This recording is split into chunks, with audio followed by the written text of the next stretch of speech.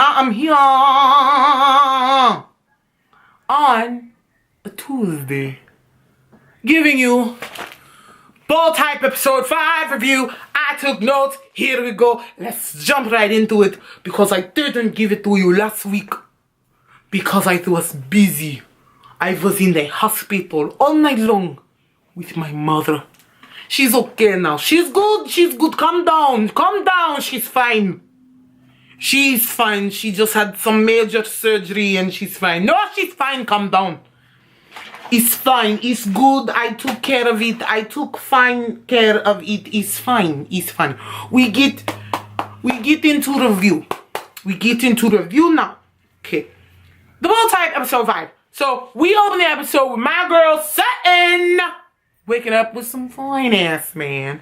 They laying together. He offered some breakfast. She checked the time. Bitch, you gotta go to work. So Jane, we shoot over to Jane's house. She, waking up to Dr. Ben with his cute ass. I don't know if he got like a British accent or like something. He got some type of twang, some sexy shit in his voice. I don't know what it is.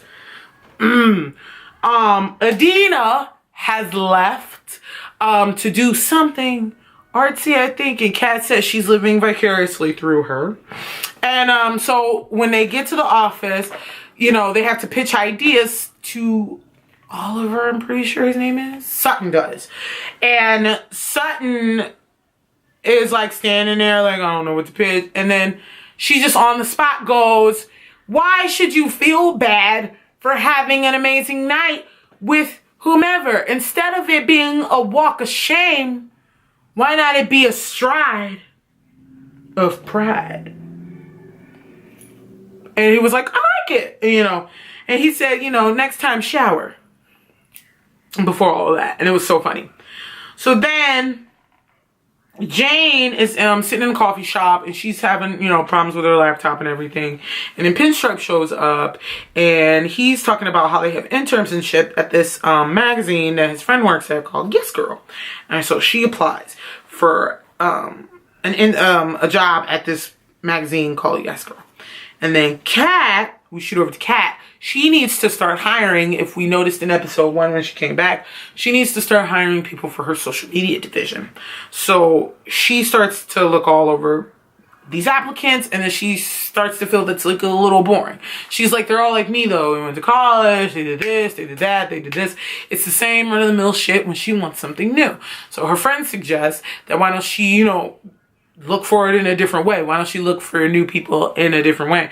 So she starts to scan social media for people that are good with social media. And I actually like that part of the episode. Like, one, I thought it was really realistic because a lot of companies are doing that now. They're outsourcing their jobs to people with a high follower count who post a lot of content. And it's not just like YouTubers that their names or things like that. It's people who are constantly online, people who have a great audience, or people who their viewers or their fans enjoy their voice and it's constantly kept up with. Somebody like Liza.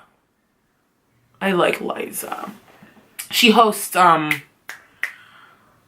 Dare on Nickelodeon. Took over for Suzanne Summers. I fucking love it. So cute. So then Jane got an interview with Yes Girl.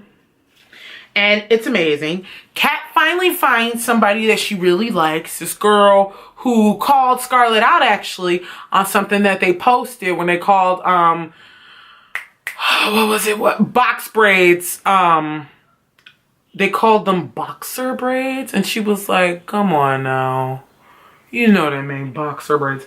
And, Kat liked that, and Kat said, they need people like that who notices slip-ups in their website and things like that, and for them to do better. So she submits the girl's application, and she gets rejected.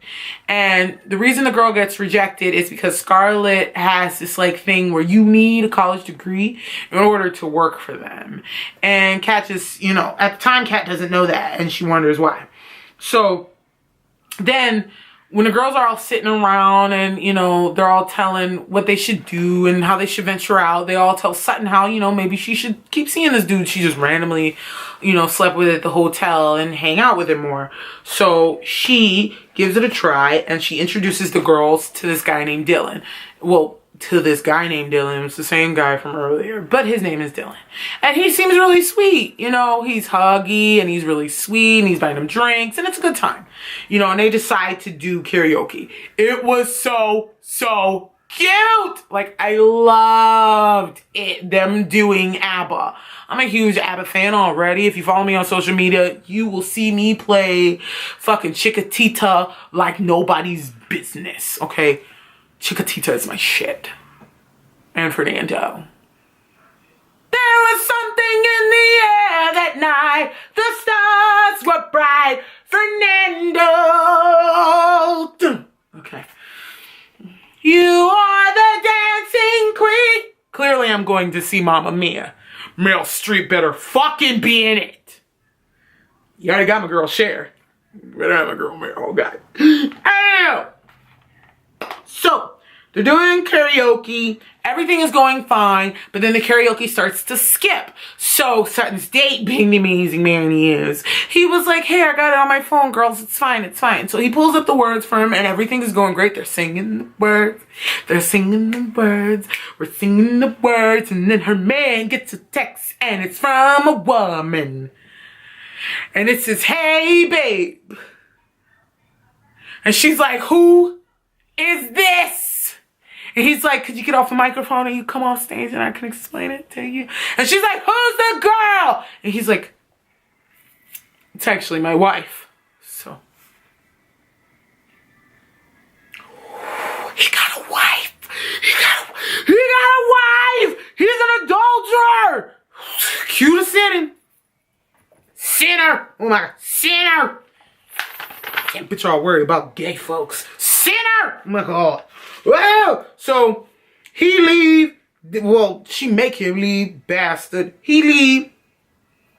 And while they're there, Kat sees one of Adina's friends who we met in the last episode, who said how she was too jealous for all of that when Adina was getting all hugged up by her former friends, who says to Kat how she wants to come over to borrow Adina's tripod.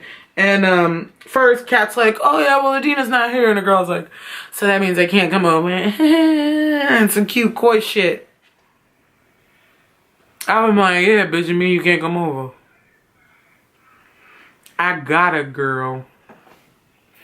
She a little too flirty for me. I'm like, she too flirty. Flirty ass. So then Jane, while they leaving the bar, because Jane's interviewed with YAAS Girl, it's going good, she thinks it's amazing, because they loved her credentials and think she's amazing and all that shit. But when they're leaving the bar, Jane gets a call from Ryan Pinstripe that she is not going to get picked for the job because they're going in a diversity direction, because they want to up their diversity in their office. And it's no big deal, and so that's the only reason she's not getting the job, is that she was amazing for it. It's just, you know, they're going in a different direction because they want to make their offices better. So that's why she's not getting picked, which is perfectly fine. A lot of offices do that because they'll notice after a while that there's one kind of person in the office. And so they want to add more people of color, more Asian people, you know, all that type of stuff, because they never want to leave other people out, or it'll be a HR thing of complaints, or it'll be a ton of fucking things. So then she's upset about it.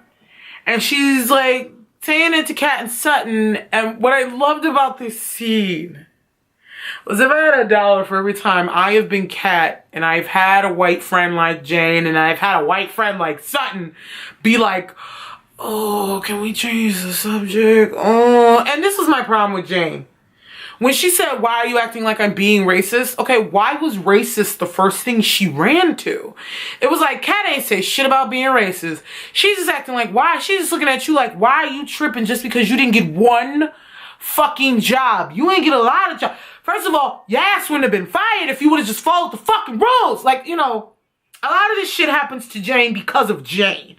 So, the fact that she just like ran to racist was like, okay, girl, if you even have to say that,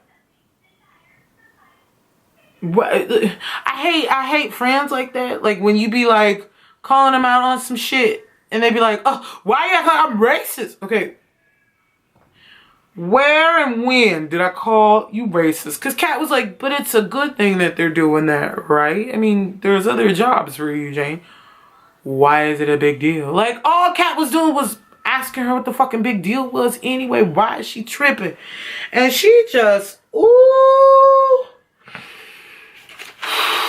Jane gets on my nerves. But y'all already knew that. She's like my least favorite in the group. It's like, she needs shit explained to her for her to get it. Every time. Woof. So, we fast forward to the office. It's Kat and Sutton chilling. And Sutton tells Kat she found the wife. Oh shit. The wife. Husband. Fight. Oh boy, oh boy, oh boy. So now what we gonna do? So she's debating whether she wants to tell the wife everything. And I like that she wanted to do this. And I appreciate that in her wanting to do that. You know, and I love that about Sutton. Because she's like, I didn't sign up for none of this. And then this motherfucker just did that. So yeah, I appreciated that about her. And Kat is trying to check Jane on her privilege, and she's just not getting it. She's trying to bite back at her. So I wrote how Jane was trying to bite back at her, and Kat is just calmly calling her on her shit. So we shoot over to the diner where Kat is just like, yeah, we had a fight, but like, let's talk about this. You see how it's a little white privilege-y when you're acting the way you're acting, when there are tons of people of color who can't even get into the door of these places that you're easily going to. And then here comes Jane, and I knew she was going to do it. Because I was thinking, wait for Jane to bring up the fact that Kat got a white mama and rich-ass parents. Wait for it, wait for it, wait for it. And what does Jane do? Right then, and like you don't have privileges, you have all this money, Kat. And I like how Kat had to remind her, do you ever walk into a room with nothing but white people and not think about it? Because I think about it all the time. Like I love because they had Kat tell her that. You live a different life. You live a life of privilege. Pull your head out of your ass. You are going to be fine, okay? You are a bad bitch. You are clearly smart, okay? But right now, you tripping, all right? Right now, your privilege is just beaming all over the place because you're being a brat, okay? Like, I'm trying to support you, but you're not seeing how much of a brat you're being and how you're not getting it. And I love because Kat was the calm one while Jane's just, ah! And I love because Kat is just like, and just leaves. Like, you know, cool. Like, you don't get it? Boop, boop. You know, those is, and I love that Kat's identity and a lot of her character is being brought out this season. So I appreciate that a lot.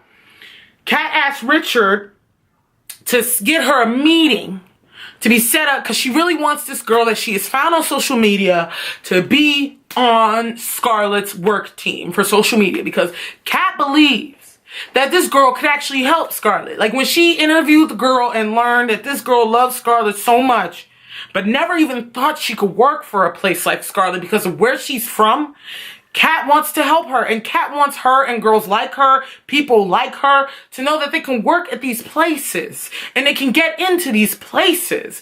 And so she asked Richard if she can get a meeting with the board to put a face to the person who is more than qualified to work here, whose numbers are better than Scarlett's numbers. And so I really, really, really love how Kat was just so adamant about this girl. So then Jane realizes that Kat was right, and they're on the phone, and she's on the phone with Sutton, and she's like, how the fuck do I go about this? And I love the joke with the, if there was a, I'm sorry I didn't recognize my privilege, but now I do, wine, would it be a Chardonnay or a rosé? And then I love because Sutton's like, it'd definitely be a rosé. Like, I love that joke, you know? Because, you know, how people always say white girls love rosé. Like, I thought it was so funny and really cleverly written. And Jane really sat there and reflected on what Kat was trying to tell her. And Sutton, when Jane's like, I just wish I could make this up to her, because Angie is the girl's name who Kat's trying to get to work. But Angie can't leave her post right now to meet with the board. So when Sutton says there is a way you can make it up to her, Jane goes to Angie's job, y'all, and it's like, girl, you gotta go. So Angie goes to her meeting and is able to talk in front of the board, and Jane feels in for her. That is how you use your privilege. I thought that was amazing. Like, Jane didn't stop. She ran there, did the calls and the talking and all of that, and immediately jumped to and didn't think twice. So I love that not only did she reflect and think, wow, Kat was right about my privilege, she wanted to use her privilege in the right way. And I loved how Kat, in the meeting with Angie, showed these board members, you know, her numbers with engagement are 73%, our numbers are 43%. You know, Angie, tell them about yourself. This is what we could do for Scarlett. She's trying to make y'all some money. Like, she really showed them that because there are people, so many people like Angie that can make our company better, but they don't think they can get in here because of college degrees, because of this. And Angie talked about while everybody was struggling in school, I was working jobs and scrolling through social media. I never thought I could work at a place like this, and I want to. I thought this episode was amazing, and moments like those were the best.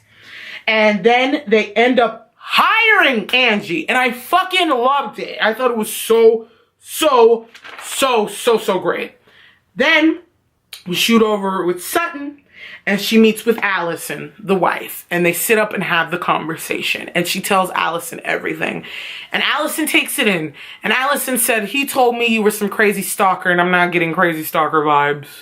She said clearly he has a type, and she says she just wants to be with someone who loves and respects her, and that Sutton seems like a nice girl, and hopefully she ends up with someone who loves and respects her too. And Sutton immediately thinks, I know somebody who loves and respects me. She goes a walking, and where she ends up, Richard's apartment. Richard's pulling up. She's grinning her ass off. Then she sees him turn, and she goes, and a woman gets out of the car. And he's just smiling and grinning, and him and some woman are walking into his apartment, and all Sutton can do is just turn around and leave. It is the saddest fucking thing I have ever seen. Like, it made me so sad. Like, I like Richard and Sutton, but in that moment,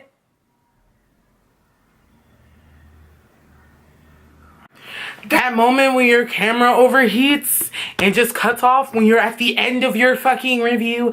Wow. But like I was saying, I like Richard and Sutton together. I don't want them together, you know, because I want Sutton to venture out, maybe get a new man, you know. But I wanted her for that night to just have somebody, and that somebody to be Richard, because he knows her best and he respects her the most. I wanted that for her, and I was so sad that she didn't get that. And then we shoot over to Jane. She fucking with Dr. Ben again. Hopefully Dr. Ben make her better, because Tiny Jane is so fucking annoying this season so far. Oh, God, I want this bitch to get better. Oh, shit. Huh. Can Kat have a sister that show up and be like, why are you friends with her? I get the other one, but why that one? Oh, God. Because Jane just too much. Kat. Then we shoot over to my girl, Kat. She waiting in her apartment. She get a little ding-dong. Here come this whole all late, eyes of the night after Kat and Jane done had they shared rosé little powwow. Jane apologized for being a dipshit. Kat was like, yeah, you right. I got privileges too because of who my parents are and the money and all of that. But I'm also using those privileges to make people better. But you gotta acknowledge your shit, Jane, you know. And they had their little clink glasses. I feel like, you know, probably could have went more in depth. But they had their little clink glasses. It was sweet. It was cute. They hugged. They said some I love yous. Jane went home and got some dick. And then Kat got a little knock on the door. It was this little, I want to borrow the tripod hoe. Why are you here late at night, bitch? Yep, and I knew it. This bitch said, you know that's not what I'm really here for, right? Pulls Kat in and then kiss her. And then Kat pushes her away a little too late, I fucking think. Bitch, why you take so long? Okay? Then Kat pull her in and start kissing some more. And I'm going, no.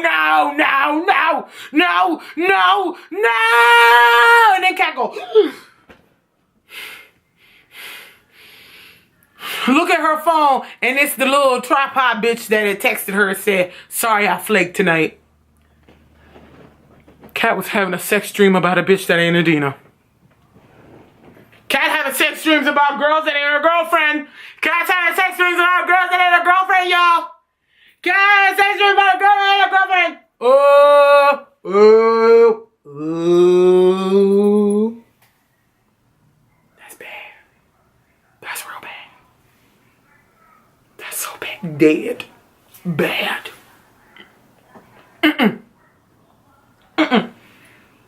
Cause that hoe sneaky. I had a feeling that broad was sneaky. She looks sneaky. She a little too flirty with Cat. That bitch is sneaky. Sneaky. But anyway, tell me what y'all thought of episode 5. Tell me what you thought of how Cat handled Jane. Tell me how you think Jane acted about the whole diversity thing. Tell me about how you felt when Angie got hired. Tell me about what you thought when you saw Richard pull up with another bitch. Tell me about what you thought about Sutton telling the wife that her husband is a cheating bastard. Tell me what you thought about the episode in general. And tomorrow, well, tonight I'll take the notes. And tomorrow I will film another video for y'all on the other episode of the Bold Type. I love you. And like I said all the end of my videos, if no one's told you that you're awesome and that they love you, I think you're awesome. And I love you.